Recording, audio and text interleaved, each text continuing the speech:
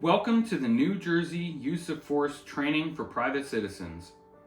This presentation is designed to help concealed carry permit holders understand their rights, responsibilities, and the lawful use of force under New Jersey law. This is interim training material prepared by the New Jersey State Police Division of Criminal Justice and the Office of Public Integrity and Accountability. Section 1. Understanding your status. As a private citizen, you are not a law enforcement officer. You have no legal duty to protect others unless a specific legal obligation exists. Your concealed carry permit authorizes you to carry a firearm for personal protection only. Remember, often the best course of action is to be a good witness, not an active participant. You do not possess any of the privileges or immunities granted to police officers. Section 2. Legal boundaries and conduct. As a permit holder, you must follow several key restrictions. Do not consume or be under the influence of alcohol, cannabis, or controlled substances while carrying. Always carry your firearm in a proper holster as required by law. You may carry no more than 2 firearms at once, and you must disclose to law enforcement that you are carrying if you are stopped or detained. Section 3. The law of force. Some key concepts. New Jersey's laws on the use of force are found in Chapter 3 of the Criminal Code, NJSA 2C 3-1 through 2C 3-11. Let's break down some key ideas. Reasonable belief. You must have reasonable belief that force is immediately necessary to protect yourself from unlawful force that could cause death or serious bodily harm. Reasonable belief is an objective standard, what a reasonable person with similar training and experience would believe in that same situation. Imminent danger. The threat must be imminent, meaning immediate or about to occur. The danger doesn't have to be instant, but it must be unavoidable unless you act. Section 4. Force options. Private citizens must understand their options when faced with a threat. These are the recognized level of force. Constructive authority, which is verbal commands or presence.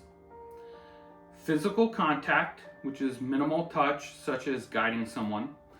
Physical force, which is using strength to overcome resistance. Mechanical force, using devices like pepper spray or a taser. And deadly force, which is any force likely to cause death or serious injury, including firearms. As a private citizen, you may possess up to 3/4 of an ounce of pepper spray for self-defense. If you use pepper spray or a taser, summon law enforcement or medical help immediately after. Section 5.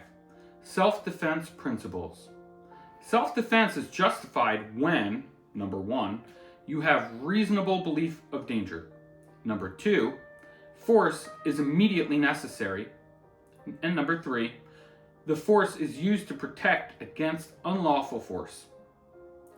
Deadly force may only be used to prevent death or serious bodily harm.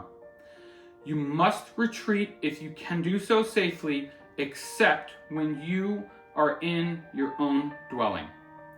You are never required to retreat from your home before defending yourself. Section 6. Defense of others and property. You may use force to defend others if you reasonably believe it's necessary and lawful self-defense would apply if you were the victim. If someone's life is in danger, deadly force may be justified, but only as a last resort. To defend yourself, to defend your home or property, non-deadly force may be used to stop trespassing or theft. Deadly force is never justified solely to protect property. Section 7. Preventing crime and acting responsibly.